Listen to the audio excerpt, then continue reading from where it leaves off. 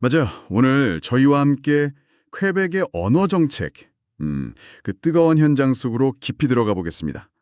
당신께서 보내주신 퀘벡 유학생 이민자 프랑스어 법안 안내 자료 덕분에 요즘 퀘벡 사회를 뒤흔들고 있는 법안 96의 속사를 제대로 파헤쳐 볼 수 있겠네요. 네, 맞아요.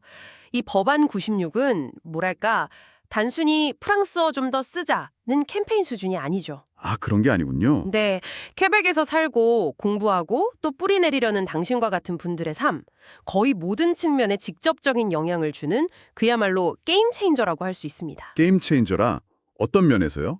행정 서비스 받는 것부터 아이들 학교 보내는 문제, 대학교 등록금, 그리고 궁극적으로 영주권 따는 길까지 전부 다 말이죠. 와, 정말 파급력이 대단한데요.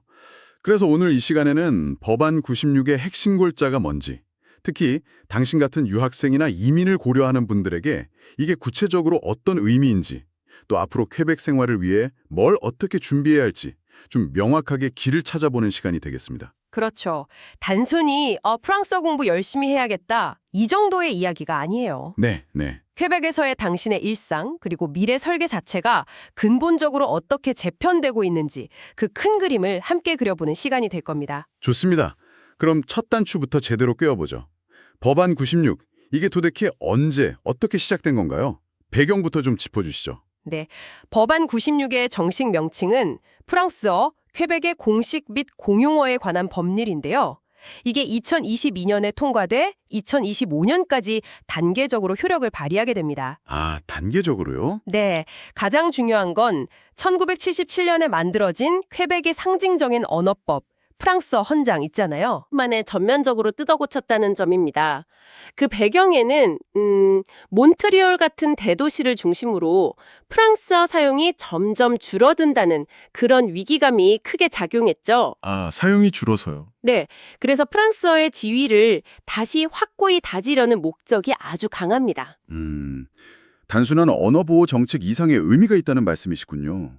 정치적인 맥락도 상당히 중요해 보이는데요. 자료를 보니까 퀘벡주 정부가 캐나다 헌법에 퀘벡은 국가다, 그리고 프랑스어가 유일한 공식 언어다, 이 점을 못 박으려 한다고요? 바로 그 지점의 핵심입니다. 이건 단순한 언어 정책을 넘어서는 거죠. 그렇죠. 캐나다 연방체제 안에서 퀘벡만의 고유한 정체성 또 위상을 법적으로 더욱 공고히 하려는 매우 중요한 정치적 선언인 셈이죠. 와, 그러니까 당신 같은 신규 이민자나 유학생에게 이 법은 단순히 넘어야 할 허들 이 정도가 아니라 퀘벡 사회의 일원이 되려면 반드시 받아들여야 하는 기본 전제 조건이라라는 강력한 메시지를 던지고 있는 겁니다. 상당히 강력한 메시지네요. 그리고 프랑스어 사용을 감시하고 집행하는 기관, OQLF라고 하죠. 이 기관의 권한도 막강해졌다고 들었어요. 벌금도 올리고 문제가 되는 간판이나 광고는 그냥 제거하거나 파괴할 수도 있다고요. 네, 맞아요. OQLF에 거의 언어경찰 수준의 강력한 집행 권한을 부여한 셈입니다. 언어 경찰이요? 네, 실제 단속 능력을 키우겠다는 의지가 보이는 거죠. 더 흥미로운 건요, 이제 누구나 익명으로 법규 위반 사례를 신고할 수 있게 됐다는 점이에요. 네, 심지어 계약상 비밀 유지 의무 같은 게 있어도 신고가 가능합니다. 이게 뭘 의미하냐면 사회 전체적으로 프랑스어 사용에 대한 어떤 눈에 보이지 않는 감시와 압박이 훨씬 커질 수 있다는 거죠. 그렇군요. 기업 활동은 물론이고 일상생활 속 개인 간의 관계에서도 프랑스어 사용 요구가 더 빈번해질 수 있습니다. 그렇군요. 정말 사회 전반에 걸친 변화네요. 자, 그럼 이게 당장 당신의 퀘벡 생활에 어떻게 부딪혀 올까요? 아마 가장 먼저 피부로 느끼게 될 변화는 정부 서비스 이용일 것 같은데요. 정확합니다. 가장 즉각적이고 현실적인 변화는 바로 그 행정 서비스 접근 방식이에요. 법안 96에 따르면 당신이 퀘벡에 도착한 지 딱 6개월. 6개월이요? 네, 6개월이 지나면 응급의료 같은 일부 예외적인 보건 서비스를 제외하고는 거의 모든 정부 서비스를 오직 프랑스어로만 받아야 합니다. 6개월이 마법의 숫자군요. 그럼 6개월 뒤에는 영어로 뭔가 물어보거나 서류를 처리하기가 사실상 불가능해진다는 건가요? 네, 기본적으로 그렇다고 봐야 합니다. 물론 퀘벡에서 역사적으로 영어 교육을 받은 소위 역사적 영어 사용자나 퀘벡 거주 기간이 아직 6개월 미만인 신규 이민자는 예외지만요. 아, 예외는 있군요. 네. 그 외에는 영어 등 다른 언어로 서비스를 받을 권리가 원칙적으로 제한됩니다. 예를 들어 집 앞에 놓을 재활용 쓰레기통 하나 신청하는 아주 사소한 시청 업무부터 시작해서요. 운전면허증 갱신이나 각종 보조금 신청 같은 좀 더 복잡한 행정 절차까지 모두 프랑스어로 해결해야 하는 상황이 오는 거죠. 6개월. 생각보다 정말 짧은 시간인데요. 도착하자마자 정신없이 짐 풀고 적응하다 보면 훌쩍 지나갈 시간인데 와, 프랑스어 공부를 정말 서둘러야 할 이유가 되겠네요. 네, 바로 그 점을 노린 정책이라고 볼 수 있습니다. 이 6개월 제한은 사실상 도착 즉시 정부 지원 프랑스어 수업인 프랑시자숑 퀘벡에 등록해서 최대한 빨리 언어를 배우라는 강력한 압박 수단인 셈이죠. 아, 바로 그 프로그램 등록을 유도하는 거군요. 그렇죠. 만약 이 6개월 안에 기본적인 행정 업무를 볼 수 있을 정도의 프랑스어 실력을 갖추지 못한다면 정말 필수적인 서비스 접근 자체가 막혀버릴 수 있습니다. 이건 초기 정착 과정에 엄청난 걸림돌이 될 수밖에 없죠. 네. 정부 지원 프랑스어 프로그램 프랑시제이션 퀘벡에 대해서는 잠시 후에 좀 더 자세히 이야기 나눠보죠. 자녀를 동반한 가족이라면 교육 문제가 또 큰 걱정거리일 텐데요. 이 부분은 어떻습니까? 네, 맞아요. 임시 취업 비자나 유학 허가증 같은 임시 체류 자격으로 퀘벡에 온 가족들에게 아주 중요한 변화가 있습니다. 이들 자녀가 공립 영어 학교에 다닐 수 있는 기간이 최대 3년으로 딱 묶이게 됩니다. 3년이요? 그 이후에는 어떻게 되는 거죠? 혹시 부모 비자가 연장되면 아이도 계속 다닐 수 있는 건 아닌가요? 안타깝게도 이 3년 상한선은 연장이 불가능합니다. 연장이 안 돼요. 네, 즉 부모의 체류 허가 기간이 3년 이상 남아 있거나 혹은 영주권을 목표로 계속 퀘벡에 머물 계획이라 하더라도 자녀는 3년이 지나면 무조건 프랑스어 공립학교로 전학을 가거나 아니면 학비가 비싼 사립 영어 학교를 보내는 수밖에 없습니다. 어른들 행정 서비스는 6개월 유예를 주면서 아이들 학교 문제는 3년이라는 상대적으로 긴 시간을 준 게 좀 흥미롭네요. 여기에도 뭔가 정책적인 의도가 숨어 있을 것 같은데요. 아주 예언지저지십니다. 이 6개월과 3년이라는 시간 차이, 이게 퀘벡 정부의 치밀한 장기 언어 통합 전략을 보여주는 단적인 예라고 할 수 있어요. 장기 전략이요? 네, 성인들에게는 당장의 행정 서비스 이용을 위해 빠른 프랑스어 습득을 강제하는 반면 6개월, 자녀들에게는 임시 체류 기간 동안은 영어 교육을 제한적으로 허용하되 결국에는 다음 세대를 프랑스어 교육 시스템 안으로 완전히 흡수해서 장기적으로 퀘벡 사회의 언어적 동질성을 확보하려는 그런 밑그림인 거죠. 와, 듣고 보니 그렇네요. 상당히 치밀하네요. 자, 그럼 이제 퀘벡 생활의 또 다른 큰 축이죠. 유학생들 이야기로 넘어가 보겠습니다. 특히 맥길이나 콩코디아 같은 영어권 대학에 다니거나 가려는 분들은 이번 법안 96 때문에 신경 쓸 게 많아졌다고요. 학비부터 심상치 않던데요. 네, 맞습니다. 퀘벡주 정부가 특히 몬트리올 내 영어권 대학들의 영향력이 커지는 것을 상당히 경계하는 눈치예요. 아, 경계하는군요. 네, 그래서 꺼내든 카드가 바로 학비 정책이죠. 구체적으로 얼마나 어떻게 오르는 건가요? 퀘벡주 바깥에서 오는 학생들의 부담이 확 늘었습니다. 우선 캐나다 다른 주에서 오는 학생들은 연간 최소 등록금이 기존 약 9,000달러 수준에서 최소 12,000달러로 거의 30% 넘게 껑충 뛰었습니다. 30%나요? 와. 네. 그리고 국제학생, 즉 당신과 같은 유학생들의 경우 최소 등록금을 연 2만 달러로 못 박았어요. 그런데 이게 다가 아닙니다. 또 있어요? 네. 여기에 더해서 대학이 학생 한 명 받을 때마다 주 정부에 3,000달러씩 수수료, 레비를 내야 합니다. 대학이 수수료를 내요? 학생이 아니라? 네, 예상하신 대로입니다. 이 추가 재원 연간 약 1억 11만 달러, 우리 돈으로 1,000억 원이 넘는 돈인데요. 이 돈은 고스란히 퀘벡 내 프랑스어권 대학들을 지원하는 데 쓰일 예정입니다. 아, 결국 프랑스어권 대학으로 가는군요. 그렇죠. 이건 단순한 학비 인상을 넘어선 아주 노골적인 언어정책적 부의 재분배 장치인 셈입니다. 부의 재분배라. 네, 쉽게 말해 영어권 대학이 비프랑스어권 학생들을 유치해서 번 돈의 일부를 떼어다가 프랑스어권 대학에 직접 지원하는 거죠. 맥길 대학교 총장 같은 사람들은 이걸 두고 파괴적이다, 영어권 대학만 콕 집어 공격하는 표적 공격이다라며 강하게 반발하기도 했습니다. 와, 정말 파격적인데요. 돈 문제뿐만 아니라 졸업하려면 프랑스어도 일정 수준 이상 해야 한다는 조건이 붙었다고요? 이건 또 무슨 이야기인가요? 네, 이 부분이 아마 학업을 앞둔 유학생들에게는 가장 신경 쓰이는 지점일 겁니다. 2025-2026학년도부터 영어권 대학에 새로 입학하는 퀘벡 외부 출신 학생들 중 80%가요.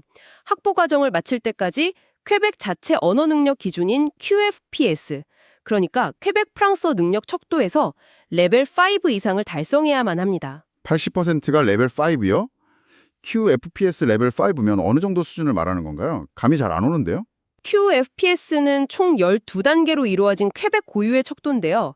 레벨 5는 그중 중간 단계, 그러니까 인터미디엇의 시작점이라고 보시면 됩니다. 아, 중급 시작. 네, 직장 생활에서 필요한 기본적인 어휘를 쓸 수 있고 좀 더 길고 연결된 문장으로 말할 수 있으며 자신의 의견을 어느 정도 표현할 수 있는 수준이죠.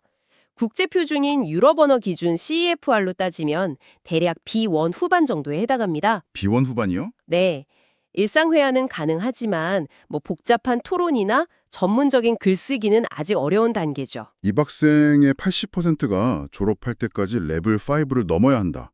만약 대학이 이 목표를 달성하지 못하면 어떻게 되는 건가요? 대학은 상당한 재정적 불이익, 즉 페널티를 받게 됩니다. 페널티를요? 네. 그럼 대학 입장에서는 어떻게든 이 80% 목표를 맞춰야 하겠죠. 결국 프랑스어 과정을 졸업 필수 요건으로 만들거나 아예 입학 단계에서부터 프랑스어 능력을 더 비중 있게 평가할 가능성이 매우 높습니다. 그렇겠네요. 당신 같은 학생 입장에서는 이제 전공 공부만 열심히 해서 학점 따는 것 외에도 프랑스어라는 또 다른 언어의 벽을 넘어야 하는 추가적인 부담, 그리고 졸업 자체가 어려워질 수 있는 학업적 위험까지 안게 되는 셈이죠. 와, 레벨 5 달성까지 신경 쓰면서 학위 과정을 맞춰야 한다니 정말 만만치 않은 도전이 되겠네요. 네, 정말 큰 변화입니다. 학업을 마치고 퀘벡에 계속 머물고 싶은 분들은 영주권 취득 문제에도 촉각을 곤두세우고 있을 텐데요. 퀘벡의 대표적인 이민 프로그램인 PEQ, 퀘벡 경험 이민에도 변화가 있다고요? 네, PEQ를 통해 영주권을 따려고 계획했던 분들에게는 정말 중요한 소식입니다.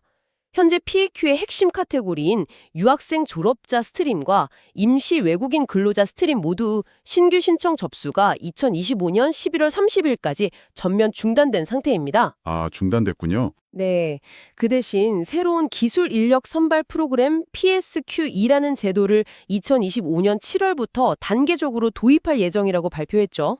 PEQ가 잠정 중단된 상태에서 나중에 재개되거나 혹은 새로운 PSQ 프로그램이 시작될 때 적용될 프랑스어 기준이 엄청나게 높아졌다는 이야기가 있던데요. 그렇습니다. 이 부분이 가장 큰 충격일 수 있는데요. 기존 PEQ 유학생 스트림 기준, 그리고 앞으로 PSQ에도 비슷하게 적용될 가능성이 매우 높은 그 프랑스어 요구 조건이 대폭 강화되었습니다. 얼마나 강화됐나요?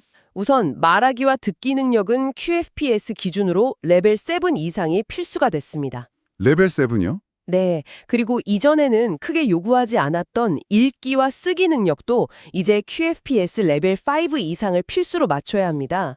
쓰기까지 레벨 5요? 네, 여기서 끝이 아닙니다. 주 신청자뿐만 아니라 함께 이민하는 배우자나 사실혼 파트너 역시 말하기 듣기에서 QFPS 레벨 4 이상을 증명해야 합니다. 와, 레벨 7이라니. 아까 대학 졸업 요건이 레벨 5였는데 그것보다 훨씬 높은 수준인가요? 특히 쓰기 능력을 레벨 5까지 요구하는 게 심상치 않게 들리네요. 네, 레벨 7은 QFPS 12단계 중 고급 단계로 넘어가는 길목, 즉 중급 고급 수준입니다.